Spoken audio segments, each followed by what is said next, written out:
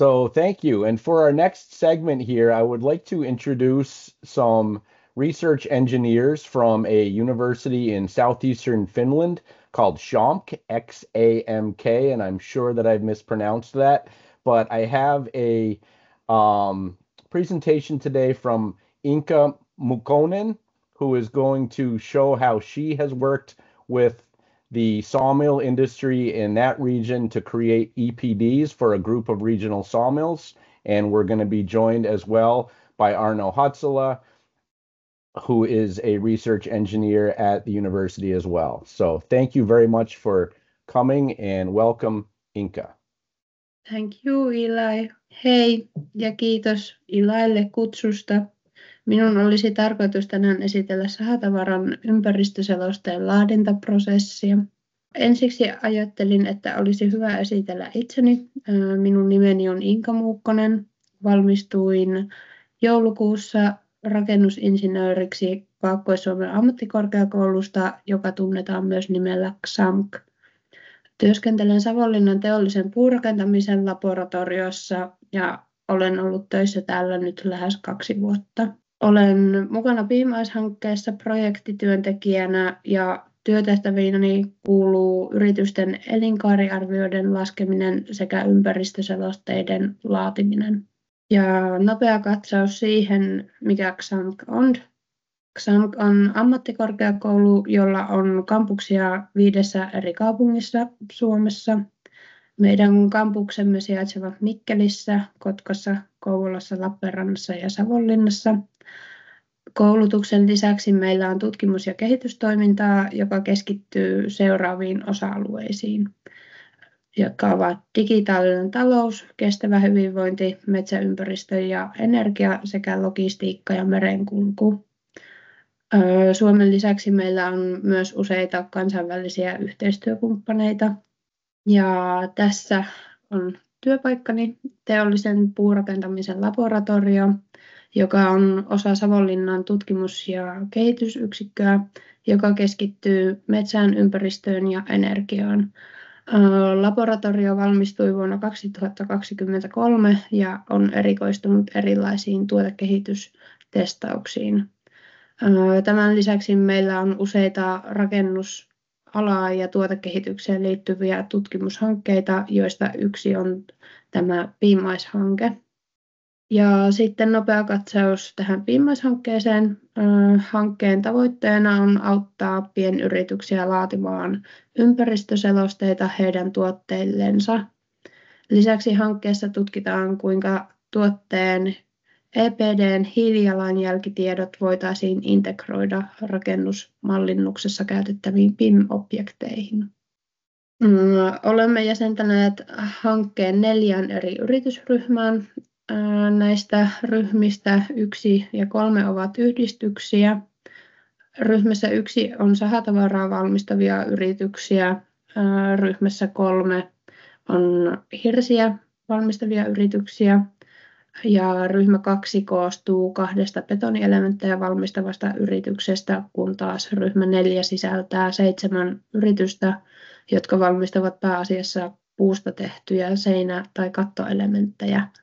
Hankkeessa on mukana lähes 20 yritystä ja suoritamme jokaiselle yritykselle LCA-laskennan heidän valitsemalleen tuotteelle käyttäen OneClick LCA-ohjelmistoa ja laadimme ympäristöselosteen vaadittavat dokumentit. Sitten haluaisin lyhyesti selittää, mikä EPD on ja mitkä ovat sen keskeiset osat.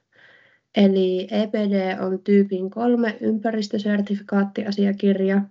Tämä tarkoittaa, että se sisältää aina riippumattoman 3. osapuolen varmennuksen. Varmennusprosessissa varmistetaan, että asiakirja noudattaa EN 15804 plus A2 standardia sekä valitun ohjelmisto-operaattorin tuotekohtaisia sääntöjä. EPD on voimassa kerrallaan aina 5 vuotta. Elinkaariarvioinnissa tuotteen elinkaari jaetaan moduuleihin. Moduulit A1-A3 kattavat tuotteen valmistusprosessin. Näissä moduuleissa käytetään yritykseltä kerättyjä lähtötietoja tarkasteltavasta tuotteesta. Moduulit A4-A5 käsittelevät tuotteen asennusta rakennustyömaalla ja moduuli P1-P7 kuvaavat tuotteen käyttöä rakennuksessa.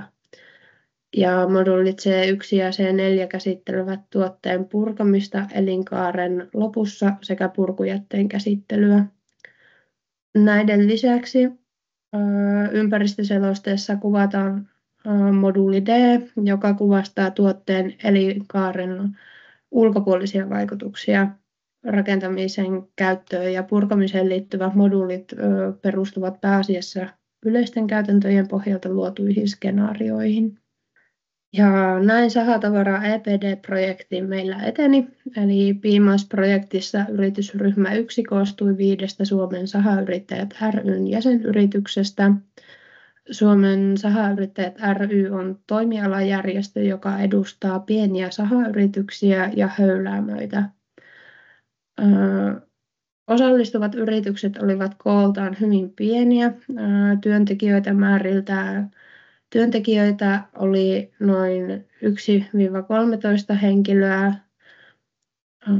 Tavoitteena oli laatia EPD, joka kattaa yhdistyksen jäsenten valmistaman lähipuutuotemerkin ja jota yhdistyksen jäsenyritykset voivat hyödyntää omassa markkinoinnissaan. Lähipuutuoteperheen ympäristöseloste toimi myös Piimaisprojektin niin sanottuna demoryhmänä, jossa EPD luotiin alusta loppuun asti. Ja näin lähipuutuoteperheen EPD-prosessi eteni, eli ensin loimme lähtötietolomakkeen, jonka avulla keräsimme yrityksiltä tarvittavat tiedot elinkaariarviointia varten. Laskentaa varten tarvitsimme tietoa raaka-aineiden alkuperästä. Esimerkiksi tarvitsimme tiedon tukkien hankintaetäisyydestä, eli matkasta metsästä tuotantolaitokselle. Lisäksi heidän piti tietää, oliko metsällä voimassa olevaa sertifikaattia, kuten FSC-sertifikaatti, joka osoittaisi metsän vastuullisen hoidon. Tietenkin tarvitsimme myös tiedon hankittujen tukkien määrästä sekä hankintaetäisyydestä. Samassa lähtötietolomakkeessa yritykset ilmoittivat myös tuotannon energiankulutuksen, sivuvirtojen hyödyntämisen sekä pakkausmateriaalien ja polttoaineiden kulutuksen 12 kuukauden ajalta. Kun olimme saaneet tarvittavat lähtötiedot kaikilta 5 yritykseltä, suoritimme elinkaariarvioinnit erikseen jokaiselle yritykselle OneClick LCA-ohjelmistolla. Laskennan jälkeen jokaisen yrityksen LCA-tulokset keskiarvostettiin, jotta voitiin laatia koko tuoteperhettä edustava EPD. Tämä tarkoitti, että ympäristöseloste ei enää kuvannut yksittäisen yrityksen tuotannon ympäristövaikutuksia, vaan antoi kokonaiskuvan lähipuubrändin sahatavaran keskimääräisistä ympäristövaikutuksista. Ja EPD-projektin alussa Suomen Sahayrittäjät ry päättivät julkaista EPD:n suomalaisella julkaisualustalla. Suomessa Rakennustietosäätiö ylläpitää julkista ympäristötietoselosteiden julkaisualustaa, joka tunnetaan nimellä RTS-EPD. Ja tässä kuvassa näemme joitakin lähipuusahatavaran ympäristövaikutuksia. Kuvassa tarkastellaan GWP Total-arvon muutosta sahatavaran tuotannon aikana. Puulla GWP Total-arvo on negatiivinen, koska puut sitovat kasvaessaan hiilidioksidia ilmakehästä.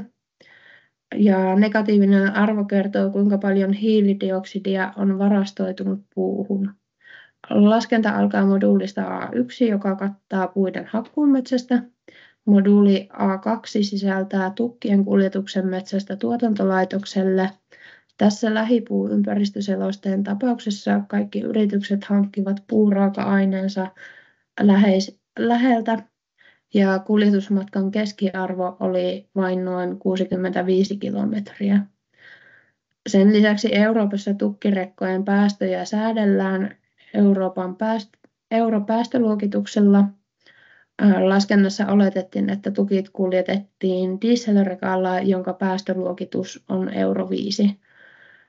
Tämän rekan päästökerroin laskennassa oli 0,09 kilogrammaa hiilidioksidia per tonnikilometri. Tämä toi sen vaikutuksen, että lähipuun ympäristöselosteessa moduuli A2-vaikutus kokonaistulokseen oli todella pieni, vain 1,1%. Moduuli A3 tuotti lähipuu sahatavaran valmistuksessa tässä tapauksessa suurimmat päästöt. Kuten kuvasta voidaan nähdä, tuotantovaihe aiheutti päästöjä 314,3 kilogrammaa hiilidioksidiekvivalenttia per kuutiometri valmista sahatavaraa kohden. Tämä johtui pääasiassa siitä, että yritykset käyttivät fossiilista polttoaineita, kuten turvetta ja kivihiiltä tuotantolaitoksensa energialähteenä. Lopullinen GWP Total-arvotuotteelle on -840,2 kilogrammaa hiilidioksidiekvivalenttia per kuutiometri valmista sahatavaraa. Ja tässä tapauksessa haluan vielä korostaa, että negatiivinen GWP Total-arvo tarkoittaa ympäristövaikutuksia tarkastellessa sitä, että puuhun on sitoutunut enemmän hiilidioksidia sen kasvun aikana kuin mitä tuotannon aikana vapautuu ilmakehään yhteensä hiilidioksidia. Ja tämä tekee sen, että puu on elinkaarensa aikana niin kutsuttu hiilivarasto. No, mihin ympäristöselosteita sitten käytetään? Suomessa meidän ympäristöselosteita käytetään avoimeen viestintään yritysten tuotannon ympäristövaikutuksista. Ne ovat myös keskeisessä roolissa rakennuksen ympäristövaikutusten arvioinnissa. Ja rakennustuotteiden EPD tarjoavat tärkeää tietoa, kuten tuotteen hiilijalanjäljen ja hiilikädenjäljen tiedot. Tämän tiedon avulla voidaan arvioida rakennuksen elinkaaren aikaisia ympäristövaikutuksia. Ja lopuksi haluaisin käydä hieman läpi keskeisiä havaintoja, joita teimme tämän EPD-projektin aikana. Yksi suurimmista haasteista yritykselle oli ympäristöselosteen laatimiseen tarvittavan lähtötiedon kerääminen. Tämä osoittautui prosessin aikana kaikista aikavievimmäksi osuudeksi yritykselle. Monilla yrityksillä ei myöskään ollut selkeää käsitystä siitä, mitä tietoja tarkalleen ottaen tuotannosta tarvittiin. Lisäksi pienemmillä yrityksillä ei usein ollut käytössä tuotannonohjausjärjestelmiä, joista tarvittava tieto olisi saatu suoraan tai helposti. Joissakin tapauksissa yritykset joutuivat kysymään raaka-aineiden toimittajilta tietoja materiaalien alkuperästä. Tämä vei osaltaan lisää resursseja yritykseltä. Yritykset kokivat kuitenkin, että EPD tarjosi heille arvokasta tietoa heidän tuotannon ympäristövaikutuksistaan. Monelle tuli yllätyksenä siitä, kuinka paljon fossiiliset polttoaineet vaikuttivat sahatavaran hiilijalanjälkeen. Tämä sai kuitenkin yritykset pohtimaan, voisiko tuotantolaitoksilla hyödyntää energialähteenä uusiutuvia energialähteitä, kuten aurinkopaneeleja tai tuulivoimaa. Lisäksi ympäristöseloste tarjoaa myös kilpailuetua pienemmille yrityksille, sillä rakennuksen ympäristötodistusta, LEEDia tai PREAMia haettaessa rakennuksessa käytettävien tuotteiden ympäristöselosteiden määrä vaikuttaa pisteytykseen. Lisäksi EPD auttaa yrityksiä osoittamaan sitoutumisensa kestävään kehitykseen ja viestimään ympäristövastuullisuudesta kuluttajille. Ja kiitos. Thank you. Thank you, Inka, that was wonderful. I feel like I understand Finnish now because your graphics were so good. So I think that's a great demonstration that Finland, as a small country, can get this kind of work done. Canada is a much larger country who has done, we've done a lot of work recently to try and comply with European Union requirements, and the students that are watching this are going to be working on a project to meet with the European Union traceability standards. So this is a really good example that a small country in Europe can do this for their manufacturers, and we really appreciate your time today to share your work with us, and keep up the great work, and thank you so much. Yes, thank you.